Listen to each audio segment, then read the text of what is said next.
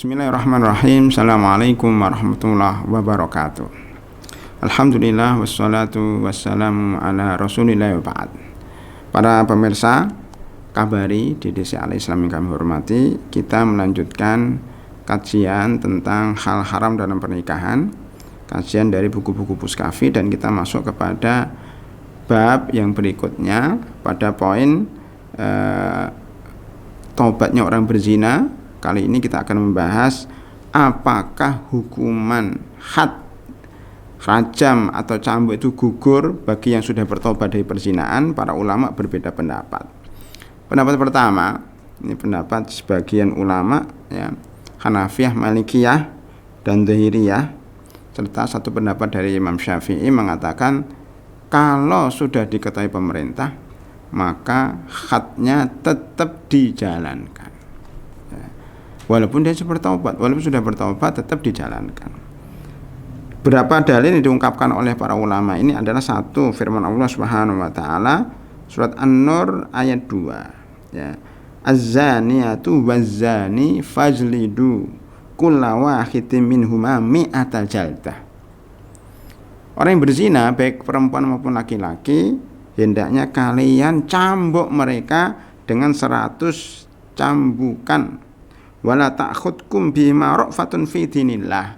Janganlah kalian merasakan kasihan terhadap orang ini karena dalam rangka menegakkan ajaran Islam.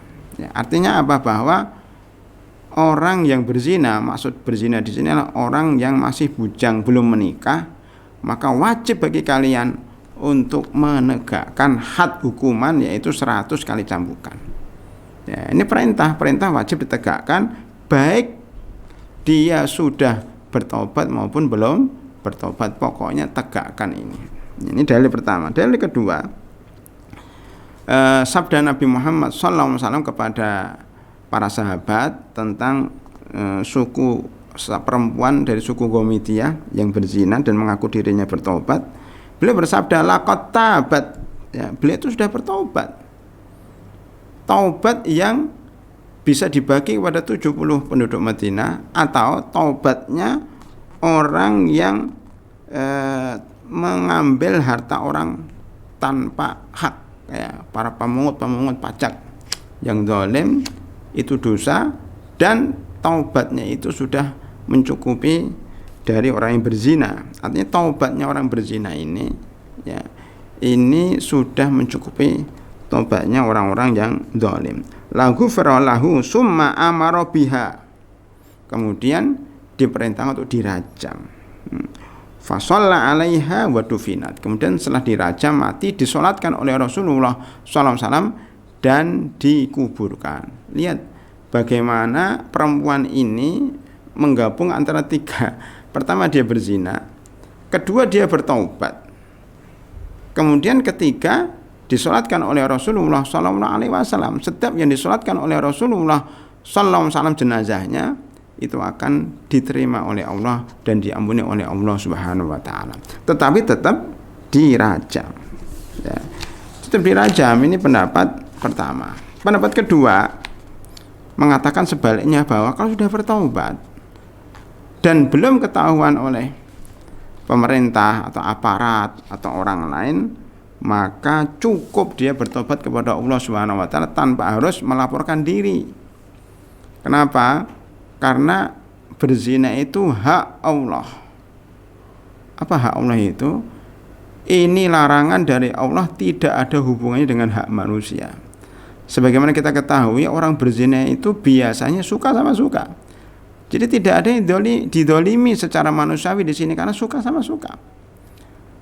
Tetapi tetap dia harus bertobat kepada Allah karena ini hak Allah. Jadi hak Allah itu hak yang berhubungan dengan Allah, syariat Allah itu nggak boleh dilanggar.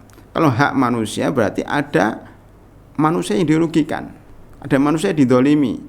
Di sini tidak ada yang didolimi karena zina itu senang sama senang. Makanya dianggap ini adalah hak Allah, tidak ada hubungan dengan manusia. Maka dia cukup bertobat kepada Allah Subhanahu wa taala tanpa harus ya dirajam, apalagi kalau belum ketahuan, dan tidak harus dia melaporkan diri. Apa dalilnya? Dalilnya adalah firman Allah Subhanahu wa taala dalam surat An-Nisa ayat 16. bahwa Allah berfirman walladzani ya'tiyaniha minkum fa'adhuhuma. Dua orang yang berzina maka tegakkanlah rajam, tegakkanlah hukuman cambuk, ya. Fa in taba wa aslaha, jika mereka berdua sudah taubat dan memperbaiki diri, fa'arudu anhuma, maka enggak usah ditegakkan lagi. Artinya berpalinglah dari keduanya karena dia sudah bertaubat. Sesungguhnya Allah itu maha penerima taubat dan maha penyayang. Innallaha kana tawwabar rahim. Ini kuat juga dalilnya, ya. Kemudian firman Allah Subhanahu wa taala juga dalam surah Al-Maidah ayat 39, "Faman taba min ba'di dzulmihi", barang siapa yang bertaubat setelah dia berbuat zalim, salah satunya berzina, wa aslaha, dan memperbaiki diri, berjanji untuk tidak mengulangi, fa innallaha yatubu alaihi, Allah akan terima taubat mereka. Innallaha ghafurur rahim, sungguhnya Allah itu maha pengampun dan maha penyayang. Jadi tidak ada di sini tegakkan had, tegakkan hukuman, enggak ada. Pokoknya kalau dia bertaubat dengan taubatan nasuha diterima oleh Allah Subhanahu wa taala. Ini dikuatkan juga dalam firman Allah dalam Al-Maidah 34, "Innal ladzina tabu min qabli an taqdiru alaihim", kecuali orang-orang yang bertaubat dan belum kalian tangkap. Artinya belum ketahuan oleh pemerintah, belum ketahuan oleh masyarakat. Fa'lamu annallaha ghafurur rahim, ketahuilah bahwa Allah itu maha pengampun lagi maha penyayang. Ini menguatkan pendapat pertama yang mengatakan orang berzina itu kalau belum ketahuan sama orang, usahlah nggak usah dihukum rajam, yang penting dia sudah bertobat kepada Allah Subhanahu wa taala dan sudah bersih insyaallah dengan izin Allah Subhanahu wa taala. Ini dikuatkan lagi dengan sabda Nabi Muhammad sallallahu alaihi wasallam, "At-ta'ib minadz-dzanbi kaman la dzanba lahu." Orang yang bertaubat dari dosa itu seakan-akan dia tidak berdosa. Dia sudah bertobat nasuha. Ini pendapat kedua. Adapun pendapat yang ketiga, taubat orang berzina diterima oleh Allah Subhanahu wa taala dan terbebas dari hukuman di dunia, ya, karena itu adalah bentuk daripada hubungan dengan Allah, hak Allah sebagaimana kita sebutkan tadi, ya. Kecuali jika pezina itu meminta sendiri untuk dirajam. Kalau dia nggak minta sendiri untuk dirajam, maka sudah terbebas dari hukuman di dunia dan hukuman di akhirat, ya. Ini pendapat yang ketiga. Makanya kalau diteruskan kajian ini, pertanyaan berikutnya adalah apakah wajib baginya, bagi yang berzina, ya, itu untuk melaporkan diri, menyerahkan diri kepada pemerintah, kepada masyarakat, padahal masyarakat belum tahu, pada pemerintah belum tahu. Ada dua pendapat juga, tetapi yang kuat, ya, yang kuat pendapatnya bahwa tidak perlu mengungkapkan aibnya di depan orang. Ini menarik sekali. Saya sering diceritain oleh teman-teman, ya, teman-teman maksudnya orang yang ketemu di sebuah pertemuan, di jalan atau di suatu event itu, dia cerita, dulu Ustaz, saya zaman jahiliyah saya begini-begini, saya begini-begini, termasuk saya pernah berzina sekian kali. Menurut saya itu tidak perlu diungkapkan berdasarkan dalil-dalil yang akan diungkapkan para ulama. Kenapa? Karena dia telah membongkar aibnya sendiri. Padahal Islam memerintahkan kita untuk menutupi aib, ya. Makanya pendapat yang lebih mendekati kebenaran bahwa orang yang sudah berzina tidak perlu menceritakan perbuatannya kepada orang lain selama orang lain itu belum mengetahui. Allah berfirman, illa man taba wa amana wa amila amalan sholihan fa ulaika yubaddilu lahu sayyi'atihim hasanat wa kana Allahu ghafurur rahim. Dalam surah Al-Furqan ayat 70. Orang yang bertobat dari kesalahan, dari perzinaan, dari pencurian, ya, maka kemudian beriman, beramal saleh, maka Allah akan menggantikan dengan yang lebih baik, ya. Yang jelek-jelek itu akan digantikan dengan yang lebih baik. Sesungguhnya Allah itu maha pengampun lagi maha penyayang. Di dalam hadis Abu Hurairah radhiyallahu anhu, bahwasanya Nabi Muhammad sallallahu alaihi wasallam bersabda, ya, sesungguhnya Allah tidaklah menutupi seorang hamba, la yasturullah ala abdin fid dunya illa satarahu lahu yaumal qiyamah, ya. Allah itu akan menutup seorang hamba, menutup aib seorang hamba selama dia menutupi aib saudaranya, ya. Sesungguhnya Allah tidaklah menutup seorang hamba di dunia kecuali juga akan menutup pada hari kiamat. Artinya begini, bahwa kalau seseorang itu berbuat maksiat, diem-diem, udah nggak usah diceritakan, nggak usah dibongkar, maka Allah akan menutupinya. Maka dalam satu doa sangat bagus sekali, Allahumma astur aurati wa amin rawati, Allahumma astur aurati wa amin rawati, Allahumma astur aurati wa amin rawati. Semua kita telah berbuat dosa, ya, terutama ketika sendirian, ya, terutama ketika orang lain tidak tahu. Maka ya Allah, tutuplah aibku dan tenangkan aku dari kepanikan. Tutuplah aibku di dunia dan di akhirat. Makanya wajib bagi seorang muslim, jika berbuat maksiat jangan disebarkan. Kalau kita sudah bermaksiat dan disebarkan, itu namanya bangga dengan maksiat, menantang Allah Subhanahu wa taala, berzina di tengah jalan, berzina di tempat-tempat umum.